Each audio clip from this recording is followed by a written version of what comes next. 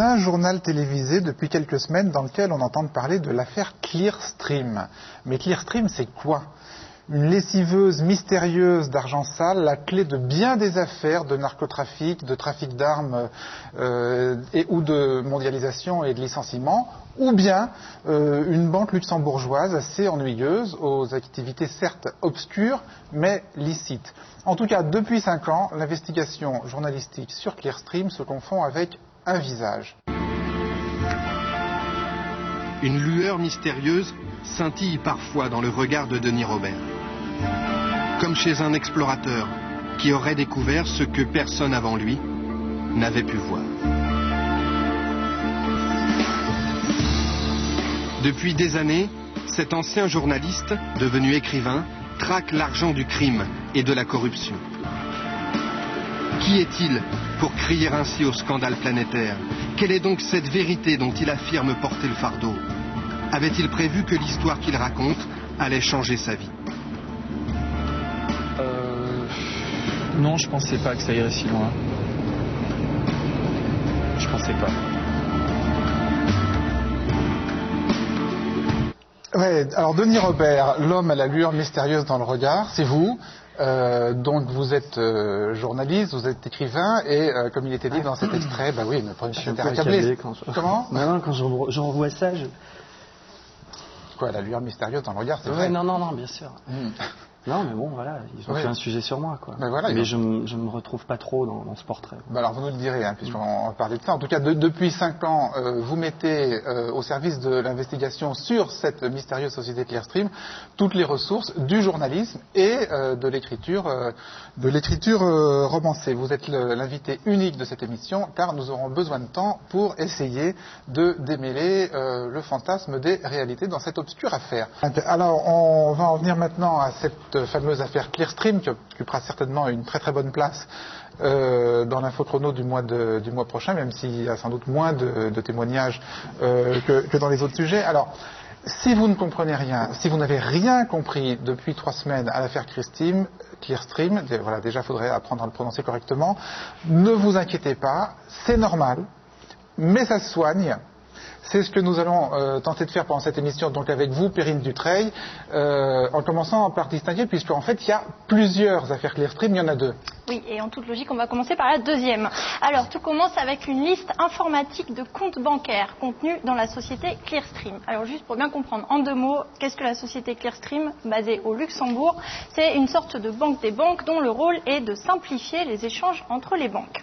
Mais on y reviendra tout à l'heure. Alors, Denis Robert, vous avez enquêté sur cette société et vous aviez donc ce listing en votre possession. En mars 2003, vous donnez ce listing à Imad Laoud, un informaticien réputé, ancien agent de change, susceptible selon vous de vous aider à décrypter ce listing. Que se passe-t-il alors ? Est-ce qu'Imad Laoud falsifie ce listing? C'est-à-dire, est-ce qu'il lui ajoute des noms de personnalités qui détiendraient des comptes chez Clearstream? Est-ce qu'il donne ce listing à Jean-Louis Gergorin, vice-président de EADS qui construit Airbus et Ariane? La question reste encore aujourd'hui en suspens.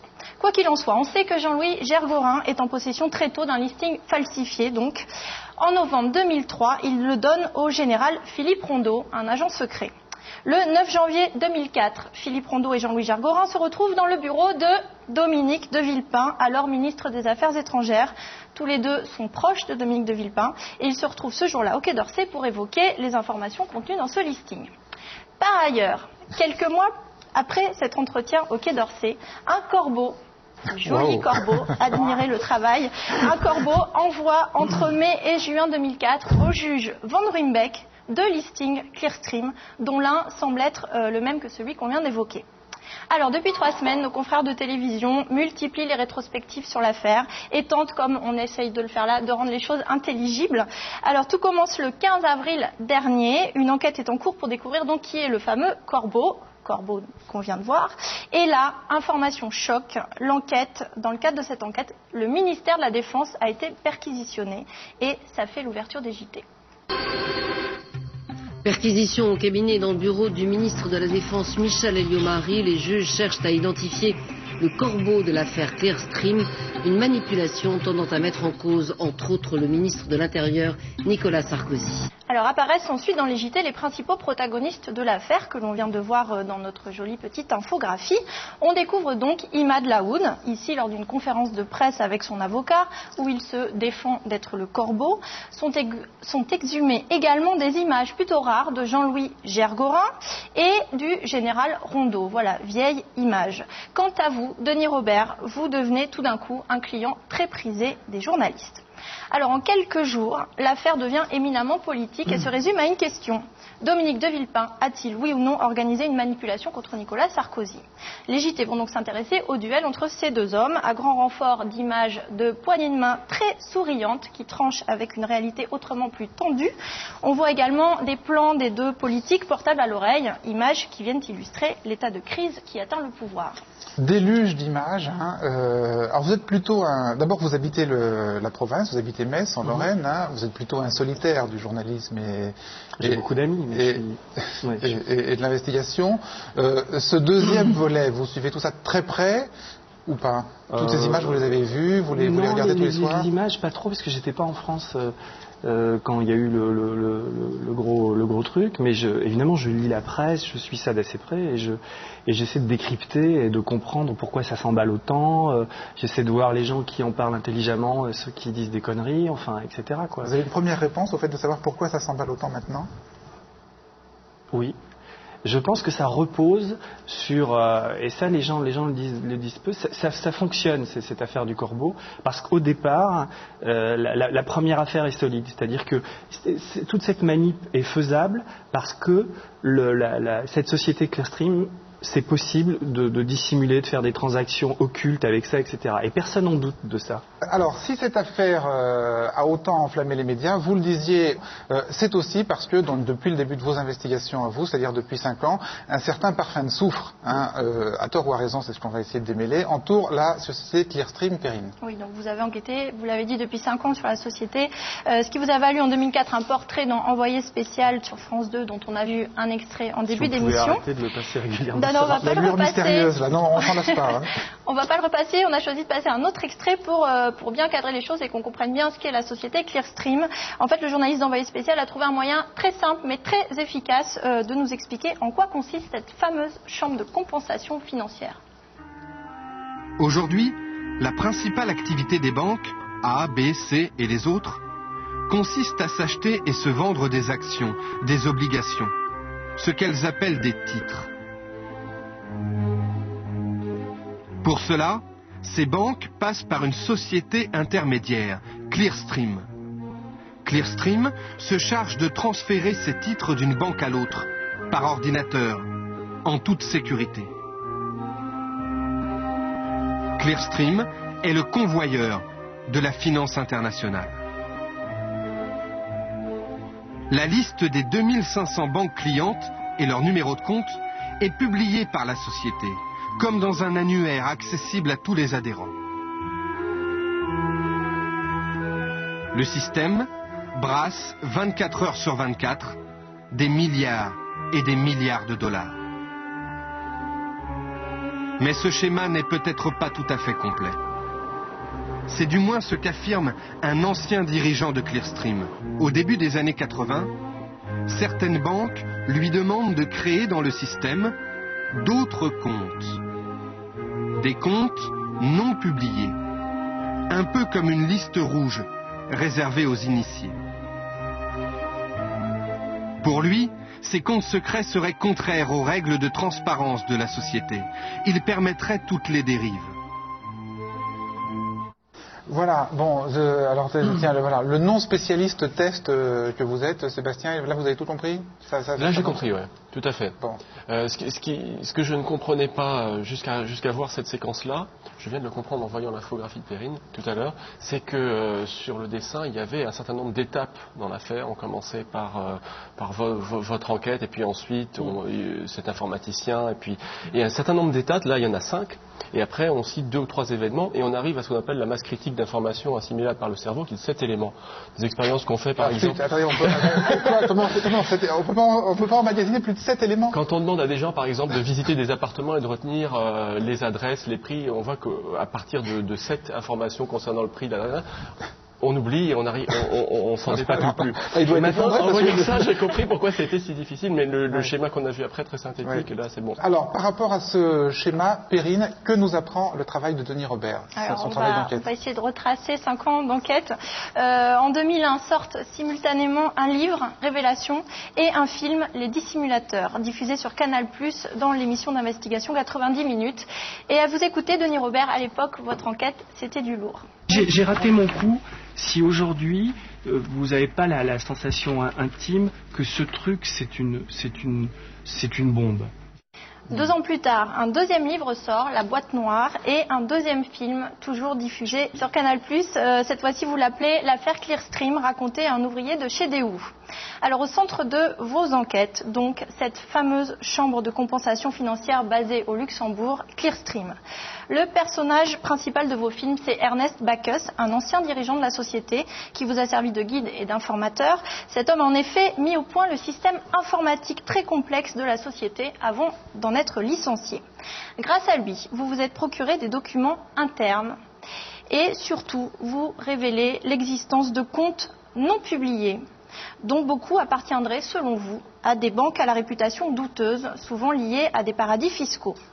Vous vous êtes procuré également des microfiches contenant des traces de transactions bancaires. L'un de vos autres témoins, un ancien de Clearstream également, raconte que des milliers de transactions étaient effacées après avoir été effectuées. Donc au final, vous montrez que le système Clearstream offre la possibilité de blanchir en toute discrétion de l'argent, mais d'après ce que j'ai compris moi, la réalité de ces opérations de blanchiment n'est pas vraiment prouvée. Néanmoins, votre premier livre a entraîné une enquête judiciaire au Luxembourg contre les dirigeants de Clearstream. Ces derniers ont été suspendus par leur conseil d'administration, mais l'enquête luxembourgeoise s'est soldée en novembre 2004 par un non-lieu. Parallèlement, vous, Denis Robert, vous avez été condamné par la justice française en mars 2004 à verser 1 euro symbolique à Clearstream pour diffamation dans votre premier livre, Révélation, et votre premier film, Les Dissimulateurs. Le tribunal avait jugé, je cite, que vous n'apportiez pas la preuve de vos affirmations et que vous aviez manqué de prudence. En revanche, Clearstream a été débouté en octobre 2003, après vous avoir attaqué également pour diffamation pour votre deuxième livre, La Boîte Noire. Vous racontez donc toutes ces péripéties médiatiques et judiciaires qui vous occupent depuis 5 ans dans votre dernier livre qui vient de sortir. Ça s'appelle La domination du monde, et même si cette fois-ci vous choisissez la forme du roman. Voilà, et sur ce roman, on reviendra à la fin de l'émission. Alors, pour être parfaitement complet, évidemment, vous allez répondre, mais pour être parfaitement complet, il faut dire que Clearstream se défend évidemment de toute activité illicite, et encore cette semaine dans Libération. Ouais, c'était vendredi, donc dans le journal Libération, André Rollins, je ne sais pas comment on prononce, le président du conseil d'administration de Clearstream, nous assure en fait que sa société est parfaitement licite. Il écrit que ses activités ne sont ni croustilleuses ni frauduleuses. Il écrit également que ses activités s'apparentent à la plomberie du système financier. Et il conclut, or d'écrire des tuyaux n'est pas très vendeur. Vous savez, dans la présentation, moi, j'ai jamais dit que Clearstream c'était une blanchisseuse. Je me suis gardé toujours de dire ça. Des gens le disent. Par contre, ce qui est vrai, c'est-à-dire que ceux qui blanchissent, ce sont les clients de Clearstream. Voilà. Et Clearstream est indispensable à la chaîne du blanchiment. Mais Clearstream, c'est une société qui dissimule, dont la fonction est de dissimuler. Donc, je ne joue pas seulement sur les mots, parce qu'après, si vous voulez, ce qui est diffamatoire, c'est de dire ils blanchissent, ils blanchissent pas. Il est beaucoup plus grave et beaucoup plus inquiétant. Alors, pour reprendre la formulation du président de Clearstream là, dans Libération cette semaine, il dit en fait vous avez mis au jour, déterré, comme un fouineur que vous êtes, un formidable réseau de tuyaux. Alors des tuyaux que personne n'avait trouvé avant vous, des tuyaux dont certains sont des beaux tuyaux quasi apparents, d'autres sont des tuyaux cachés, mais au fond sur ce qui circule dans ces tuyaux, c'est-à-dire est-ce que c'est de l'argent sale ou pas de l'argent sale, est-ce que ça blanchit ou pas, vous n'avez jamais rien prouvé. Si, bien sûr que si, on a prouvé. D'abord on donne un exemple, c'est l'exemple de la BCCI, c'est une transaction, la banque était fermée, etc. Mais ça on peut en discuter, mais parce qu'on cherchait un exemple pour montrer que les comptes non publiés pouvaient servir à ce genre de choses. Mais franchement, Denis Robert, un exemple en 5 ans, c'est pas beaucoup. Non, mais vous croyez que c'est facile? Ah bah non, mais voilà. Non, mais par contre... Alors qu'est-ce qu'il faudrait aujourd'hui pour aller plus loin? Attendez, quand vous avez...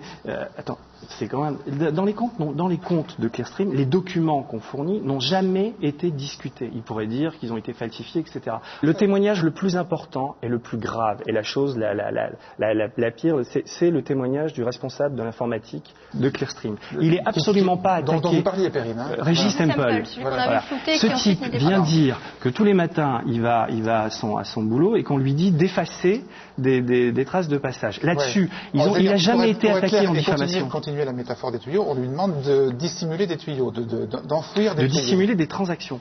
De dissimuler des transactions, oui. Pas des tuyaux. D'accord. Les tuyaux, ça sert. Clearstream, ça sert à ça. Comment on peut être sûr, parce que finalement c'est là le passage qu'on n'arrive pas à faire. Enfin, j'ai l'impression que vous n'arrivez pas à faire. Comment on peut être sûr que ces transactions sont douteuses? Quand vous avez des boîtes comme Rivunion, la caisse noire d'Elf qui utilise ce système, on le prouve ça.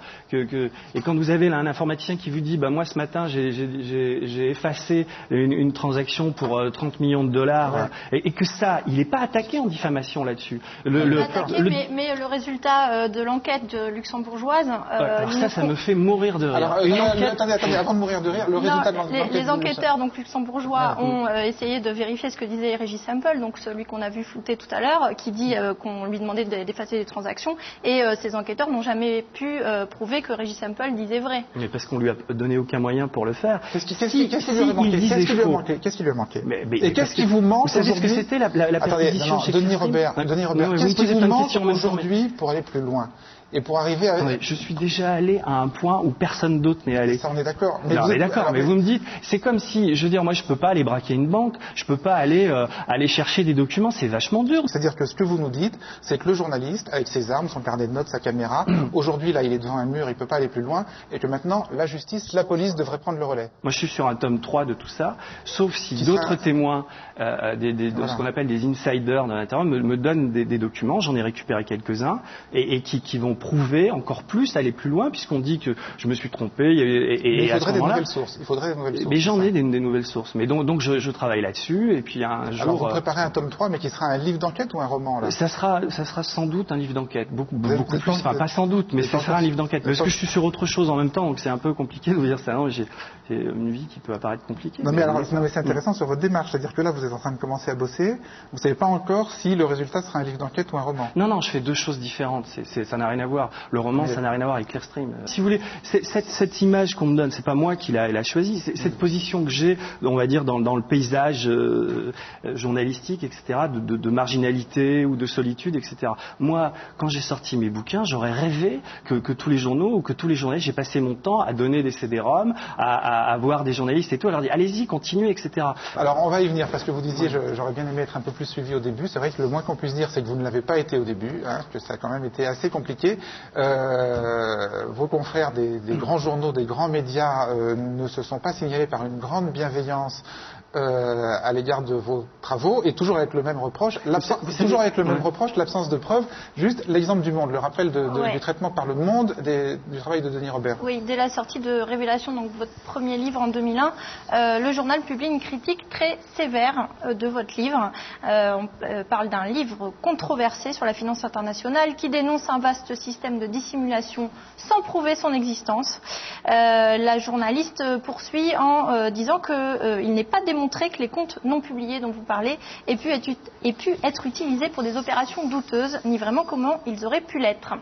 Le Monde également met en avant une erreur que vous auriez faite au sujet de la DGSE, la Direction Générale de la Sécurité Extérieure, que vous auriez confondue avec la Direction Générale des Services Étrangers de la Banque de France, qui en fait a toute légitimité à avoir un compte chez Clearstream. Libération parle également d'un livre qui prétend révéler les dérives des sociétés de clearing. En revanche, Le Figaro va vous donner un écho positif en évoquant un livre explosif qui révèle un, je cite, parfum de scandale dans la finance internationale. L'erreur sur la DGSE, c'est vrai ou c'est pas vrai? Je maintiens que c'était un compte de la DGSE, des services secrets français. Des services secrets français. En 91, ils avaient un compte là-dedans. Et puis après, Trichet est venu au secours. Et vous le maintenez sur quelle base de preuve? Sur quelle preuve? Comment vous pouvez... Premièrement, au moment où on me l'a dit, où on me l'a fait, c'est ce qu'on m'a expliqué, mais bon, il y avait un témoignage de l'intérieur de Clearstream, il y avait Abacus et puis quelqu'un d'autre qui m'avait dit ça. Mais quelqu'un de l'intérieur de Clearstream qui vous a dit que c'était un compte des services spéciaux français. Mais bien sûr. Qui vous a dit ça? Oui. Et alors quelle preuve il avait lui-même? Attendez, j'ai un intitulé d'un compte... Quelle preuve il avait lui-même pour être aussi affirmatif sur le fait que c'était bien les services secrets et pas une division de la Banque de France? Mais la preuve qui... Voilà, et puis moi après... Mais non, mais quelle preuve? Mais lui me le dit, et après je recoupe... Il le sait, oui. Enfin... Non, mais... vous avez un intitulé, c'est DGSE. Oui, mais c'est la Banque de France. D'accord, c'est aussi les initiales d'un service de la Banque de France. Oui, alors, sur cette histoire de la Banque de France, moi je veux bien en parler. Si par hasard, c'était un compte de la Banque de France, c'est encore pire, c'est encore plus grave que la Banque de France. Non, mais c'est ce que j'ai... C'est-à-dire que si la Banque de France a des comptes et qu'ils interviennent sur les marchés en utilisant des comptes non publiés, ils font du dumping, ils ont pas le droit de le faire. Donc, voilà, moi je maintiens que c'était un compte de la DGSE. Mais peut-être c'est pas la DGSE, c'est encore pire. Alors bon, ça c'est une petite erreur. Mais je veux dire même, alors admettons, mais je l'admets pas, mais si c'était une erreur, bon, admettons que ce soit une erreur. Putain, il dézingue tout un travail sur un détail comme ça, quoi. Alors que s'il y a une enquête, c'est un détail important. Non, c'est pas un détail important. C'est un exemple parmi des centaines d'autres dans un truc. Et là, on me ressort toujours cette histoire. Je suis d'accord, Denis Robert. Non, mais c'est fatigant. On se dit forcément, s'il s'est gouré là-dessus, il a pu se gourer sur le reste. S'il y a une enquête en France aujourd'hui, ou je sais pas, ou même allons plus loin, ou qui repose sur des documents et des faits précis et inattaquables, c'est celle-là. Parce que quand on dit que j'ai pas de preuves, putain, il suffit d'ouvrir le livre, de regarder les listes des comptes. Je les ai pas falsifiées, elles existent. Oui. Et on prouve qu'un système de dissimulation comme ça existe. Il y a une mission parlementaire qui s'est créée après. Il y a des gens qui ont confirmé, etc. Non mais là-dessus, aujourd'hui, on est d'accord. Vous avez mis au jour l'existence d'un appareil pouvant servir à dissimuler des opérations douteuses. Ça, on est d'accord. Mais après, sur la réalité... Quand vous avez sur 33 000 comptes, un tiers qui sont des comptes dans des paradis fiscaux, quand vous avez des sociétés offshore à Vanuatu, etc., que ça sert à ça. Quand vous voyez que les banques... donc de ça qu'il y a des opérations douteuses, mais vous ne le prouvez pas. C'est bon, d'accord. Non, mais je suis d'accord avec ça. Ben oui. Mais j'ai pas de problème par rapport à ça. C'est-à-dire que j'ai jamais dit que j'étais le type qui prouvait tout, qui était le champion du monde de la preuve, etc. Ça fait 5 ans que je me cogne cette histoire. J'ai des documents, des témoignages qui se recoupent. Je gagne mes procès, ils m'attaquent partout, etc. Si je m'étais trompé, je suis prêt à reconnaître des erreurs. Dans le bouquin, il y a des erreurs, des fois des choix de termes, etc. Mais si vous pensez que c'est facile et que non, mais ça comment vous expliquez? Parce que alors c'est vrai que mis à part cette petite possible erreur sur la DGSE. Enfin, petite ou moyenne, bon, peu importe. C'est vrai que le monde vous a dézingué. Le traitement du monde a été très dur à votre égard. Comment vous l'expliquez? Je veux dire, c'est juste je pense que c'est un mélange d'animosité personnelle de gens du monde à mon égard, mais qui a aussi, c'est pas normal et c'est pas possible. Quand le monde aime pas un truc, il n'en parle pas. Là, le bouquin sort, ils ont fait 5 papiers dans la semaine ou les 10 jours qui ont suivi. Comment vous l'expliquez? Je pense que le monde est recapitalisé par les banques et qu'il y a eu des interventions de ce type-là. Mais encore une fois, excusez-moi, je suis désolé, des preuves ou pas de preuves? Des gens qui de ces interventions de banque. Et vous, comment vous l'expliquez ça? Vous étiez non, mais c'est vous le... Non, mais moi, qu'est-ce que vous voulez que je vous dise? J'étais stupéfait par ça. Je m'attendais à des procès, des plaintes, Je ne m'attendais pas à être poignardé de la sorte par des gens du monde. Le monde est recapitalisé par des banques. Elles auraient fait des pressions sur le contenu éditorial, parce qu'on est passé vachement vite dessus, oui, parce qu'ils disent oui, qui je suis? Moi, je suis pas un journaliste financier. Mon témoin principal n'était pas quelqu'un a priori de super crédible. Donc, c'était assez facile de mettre en cause, de nous mettre en cause. Alors, on va revenir à l'affaire d'aujourd'hui maintenant, par laquelle on commençait l'émission. Alors, au nombre des protagonistes de l'affaire d'aujourd'hui, riche galerie de protagonistes dans l'affaire d'aujourd'hui, l'informaticien, que tous les médias disent informaticien de génie, Imad Laoud, personnage en effet assez intéressant au point que un cinéaste en effet son personnage, Perrine. Oui, le cinéaste Éric Rochant, qui avait en avril 2001 tenté d'expliquer le métier de trader dans un documentaire diffusé sur Arte qui s'appelait d'ailleurs Traders. Et l'un de ses personnages principaux était donc le fameux Imad Laoud, à l'époque présenté comme gérant d'un fonds d'investissement et trader pour son propre compte. Vous n'êtes jamais amené à réfléchir à cette relation, qui peut être perverse ou non, entre l'activité des marchés et des réalités sociales qui peuvent de temps en temps être dramatiques. Non. Maintenant je le fais, je suis sorti un peu du milieu, mais c'est vrai que quand j'étais encore dans ce milieu, non, il faut surtout pas faire c'est un peu sauvage, c'est un peu inhumain, mais je pense qu'il faut pas avoir d'état d'âme, sinon on peut plus exercer son métier. Vous avez été très proche à un moment. Comment alors racontez-nous. Je suis très troublé de le voir parce que c'est la première fois que je le revois. Et non, je savais que vous connaissez l'édition de. Mais en mars 2003, donc après la sortie de La Boîte Noire et de mon film, je suis quand même très attaqué et je suis dans une perspective de faire un autre film et un autre livre. Et un de mes amis journalistes m'appelle et me dit, écoute, il faudrait que tu rencontres quelqu'un qui veut absolument te voir. Il me donne pas son nom. C'est un ancien trader. Et je pense qu'il peut t'aider. Et donc moi je suis ravi. Donc Imad Laoud va venir à Metz me voir. Je suis accompagné de Pascal Laurent avec qui je fais les films. On va déjeuner, oui. Et je rencontre quelqu'un qui quand même sort de prison, est un broker et est un broker qui a beaucoup travaillé sur les marchés financiers, qui connaît parfaitement Clearstream et qui est scotché, par les bouquins, et qui me dit qu'il a été spolié lui dans le hedge fund dont on parle, qui a été créé.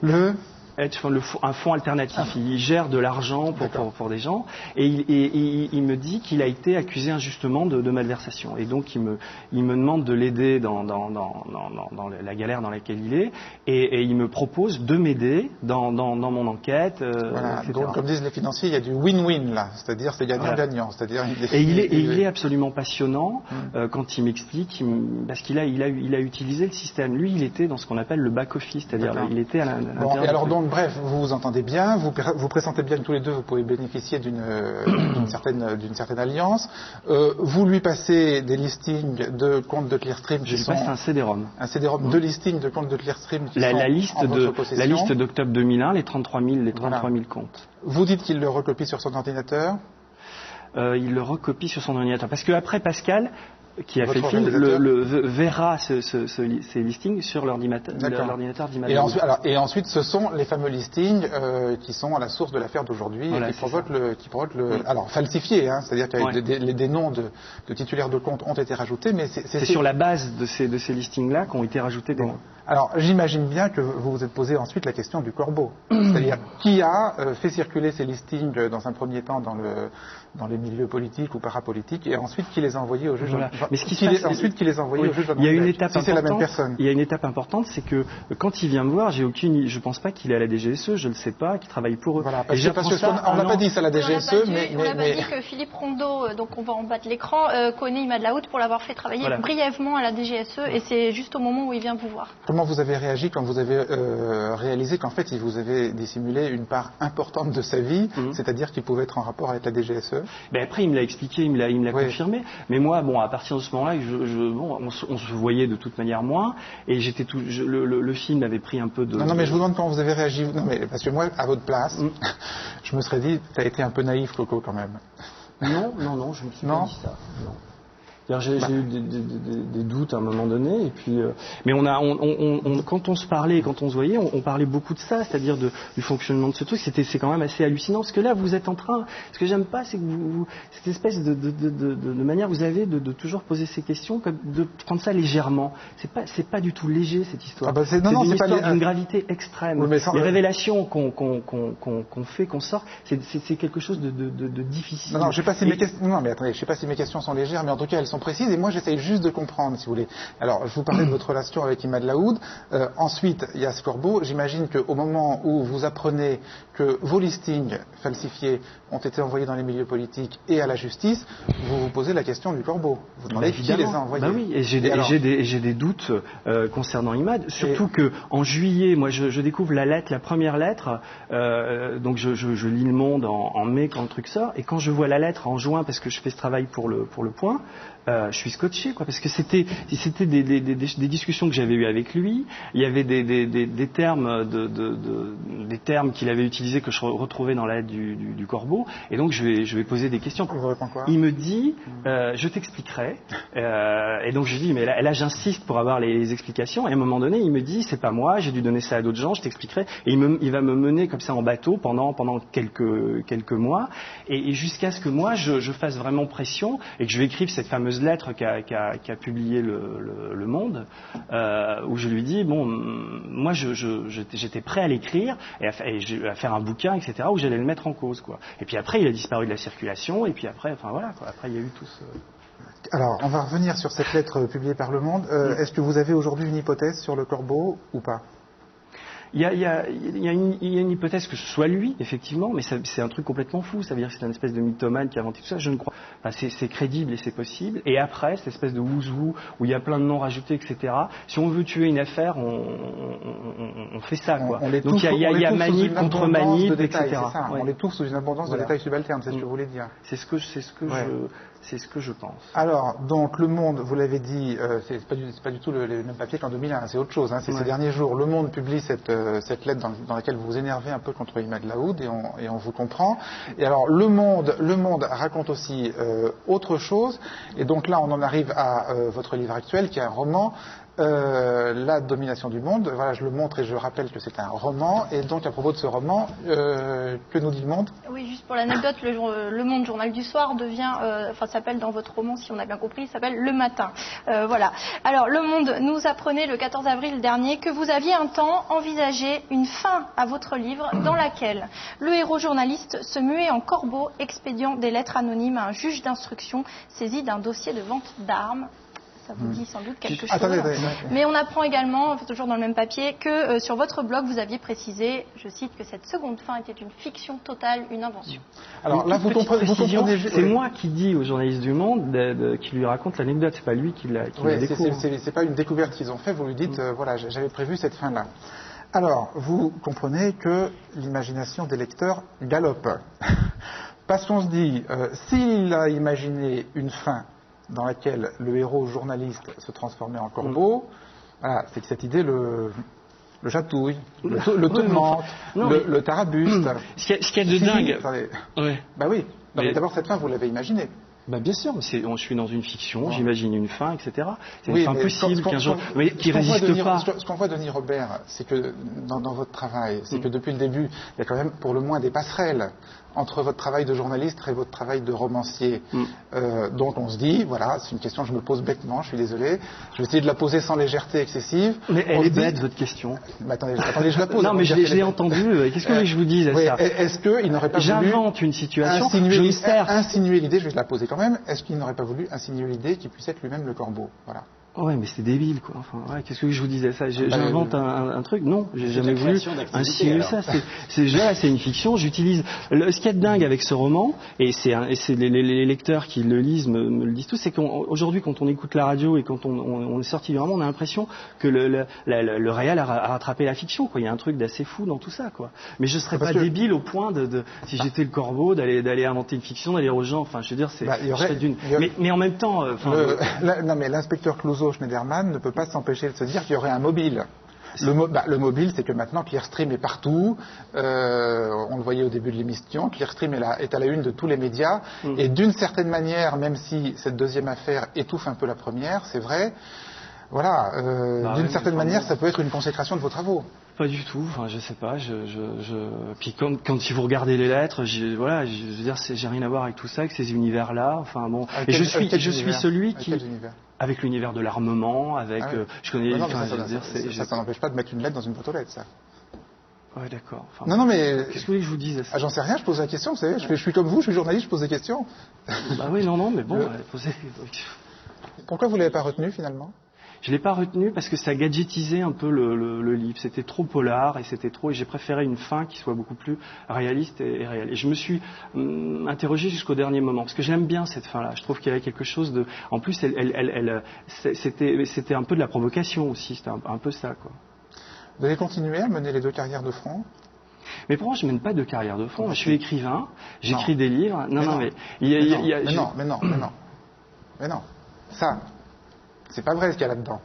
Le Monde s'appelle Le Matin, Clearstream s'appelle La Sharp Company, donc voilà, c'est un livre d'écrivain. C'est un livre sur l'information. C'est un polar dont le héros, et on peut dire l'information, comment elle est triturée. C'est un roman sur la vérité. C'est comment c'est difficile quand vous faites une enquête, que vous découvrez des choses, de la faire passer quand on est devant un espèce de mur médiatique, quand vous exhibez des preuves et que vous avez en face toujours ce même scepticisme, quand vous êtes poignardé par ces mêmes journalistes qui devraient faire ce travail. Ce qui m'ennuie toujours dans les sujets sur moi, c'est qu'on dit Denis Robert dit que, prétend que, enfin, etc. Putain, il suffit de repasser derrière moi et de faire des contre-enquêtes et de voir si ce que je dis est vrai ou si ce que je dis est faux. Et si c'est faux, il faut le démontrer, il faut le prouver. Et si c'est vrai, il faut dire, nous, en tant que journalistes, on a pu démontrer que c'était vrai. Et ça veut dire que ce que j'explique et ce que je raconte est faisable et est possible.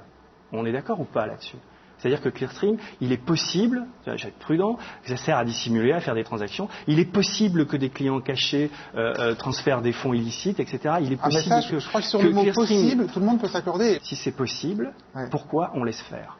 On laisse au cœur de l'Europe une société où il est possible de dissimuler les transactions, il est possible d'effacer des traces, il est possible de financer le terrorisme, il est possible de trafiquer la drogue, il est possible de trafiquer les armes, etc., etc., etc. Il est possible et là, il est vrai que sur 30 000 comptes, il y en a 10 000 qui alimentent les paradis fiscaux. Pourquoi on laisse faire ça? Pourquoi aucun politique, aucun journaliste, à part nous et quelques-uns qui ont suivi, pourquoi personne ne se prend cette question-là à bras-le-corps? Parce qu'elle est essentielle. Elle permet de comprendre, parce qu'on parle de mondialisation financière, etc., elle permet de comprendre pourquoi cette finance parallèle, pourquoi ce trou noir de la finance. Et moi, je suis fatigué. Non, mais laissez-moi finir. Non, mais pourquoi vous mettez des conditionnels? Elle permet de comprendre. En utilisant l'adjectif possible.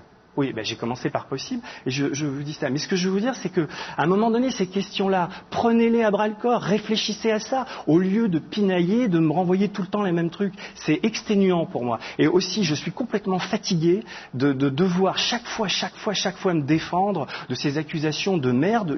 C'est pas possible. Après tout le travail qu'on a fait, toutes les preuves qu'on a accumulées, tous les procès qu'on gagne, etc., de chaque fois de devoir me justifier. Faites le boulot, allez voir. Je voudrais juste vous répondre que il me paraît légitime de contre-enquêter sur vos enquêtes, puisque voilà, donc ça me paraît légitime. En revanche, je vous accorde volontiers que l'énorme majorité de nos confrères se sont plutôt contentés de contre-enquêter sur vos enquêtes, plutôt que de tenter de les pousser plus loin et d'explorer les voies que vous aviez ouvertes. Il n'y a même pas eu de contre-enquête sur mes enquêtes. Quand Le Monde fait ses papiers, à aucun moment ils m'appellent, à aucun moment ils vont vérifier des trucs. Ils vont voir des banquiers, des gens qui leur disent tout ça c'est farfelu, etc. C'est tout, c'est que du jugement de valeur. Et alors que ces preuves-là, personne. Autrement, je voudrais dire encore un truc, c'est que ma vie est passionnante et que j'adore ce que je fais et que je ne me plains pas de tout ça et que c'est formidable et que c'est très excitant de faire ça et que c'est très excitant de travailler et de faire des livres et de voir que ces livres ont des effets sur le réel, de voir qu'on a quand même fait démissionner tous les gens de cette multinationale. On a quand même montré que le Luxembourg est quand même un pays qui protège. C'est un paradis fiscal, bancaire et judiciaire au cœur de l'Europe. On a quand même déclenché des enquêtes parlementaires et que des fois ces parlementaires ont fait le travail que les journalistes ne font pas. Et vous, je trouve que c'est infiniment plus facile, mais en plus, moi j'aime plutôt bien votre émission, d'arriver comme ça après la guerre et de prendre des trucs et de commenter. Non, c'est fini, David. C'est le traitement médiatique de l'affaire. Ça n'a pas forcément été facile tout au long de ce plateau, mais c'est vrai qu'on y a consacré moins de temps que vous. Les téléspectateurs qui le souhaitent peuvent se faire une opinion sur ce roman, je le répète, on va le voir, de Denis, on ne le voit pas, mais on va certainement le voir un jour, sur ce roman, on le voit, de Denis Robert, La domination du monde. Merci de nous avoir suivis. Arrêt sur image revient la semaine prochaine, 12h40. Au revoir à tous.